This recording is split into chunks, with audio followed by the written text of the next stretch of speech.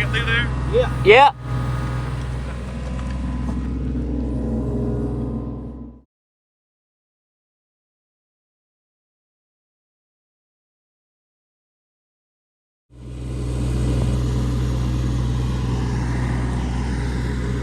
We gotta go all the way to right there.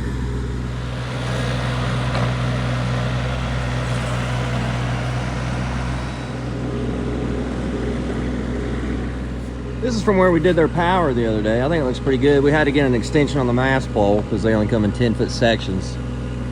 And then you don't want to be above 36 inches up there. That's just code. They don't really care about it though, to be honest with you. I mean, you look around at all these other houses, I mean, it looks fucking awful. That one's all right. They never put the weatherhead the way it's supposed to go.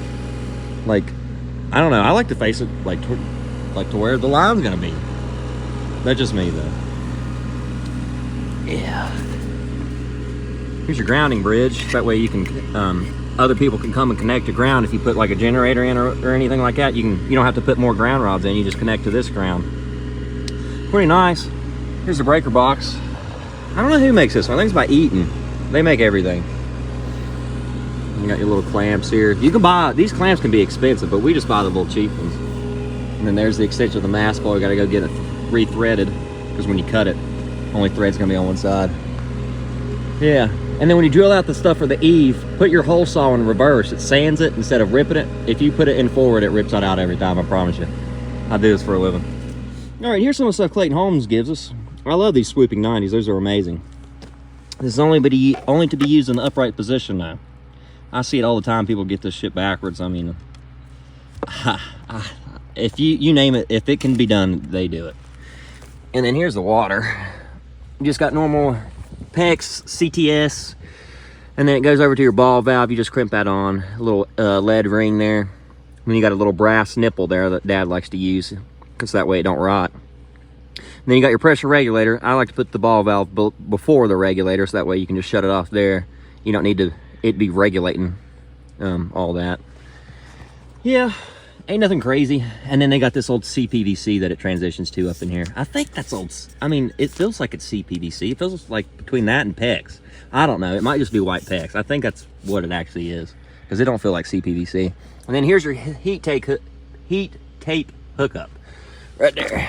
You can actually put two of them, as you can see right there. And then you can go around. It tells you where the water is. It tells you where the power hookup is.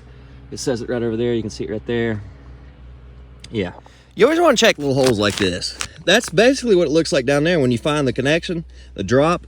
It's just a little hole like this, but I don't know what this is. They must have just hit something because there's nothing up in there.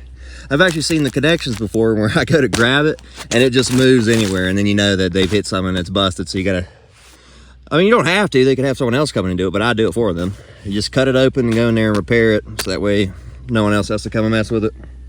It's not too bad. The way I move around up under here is I just grab the C channel, I lay on my back. But if this is rusty, you gotta make sure you don't get any of the rust in your eyes, because oh man, I wear contacts and I'll be blind the rest of the day. There's me dry fitting it, trying to just get it out to the front yard. Dad's out there trying to find the line. It's going out there some way, so I don't want to go down there where it's super low. Or there's no room. I do want it super low. Well, not super low. All right, here's another toilet drop. The tape is always an identifier.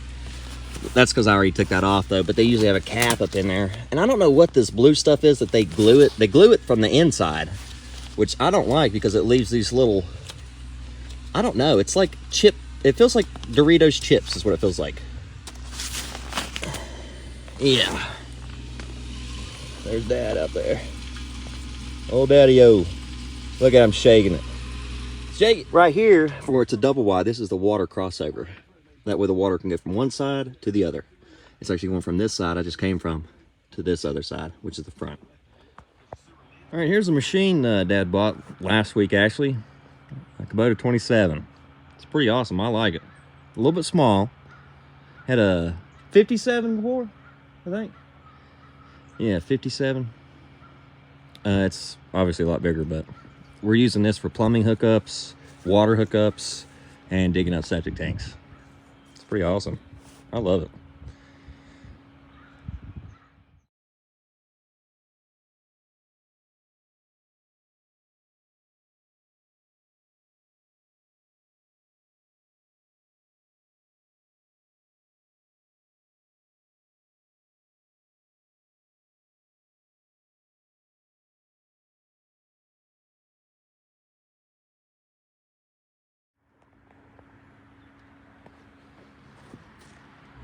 All right, guys, one thing you want to do when you first put the water line in is put good dirt in there.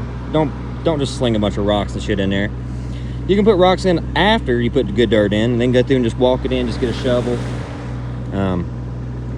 Sling some good dirt in there, and then you can start putting some stuff on there. You don't want him to come with the excavator and sling a big giant boulder on there and land right on the line, and it's destroyed. And then everything you did is a waste. So be patient, take your time, do it right.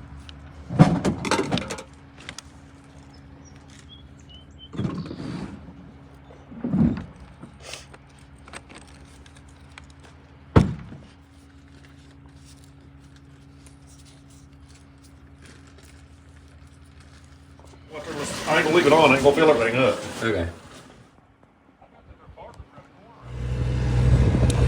Here's my lunch. I love these. They're so good. Any flavor's really good. But look at all the vitamins and minerals in there. Oh my God, it's like a damn multivitamin. It's got iron and potassium in it. Milk has more potassium. Milk has about 8% of your daily value. And Skinny Pop popcorn. Gotta have the Kit Kat.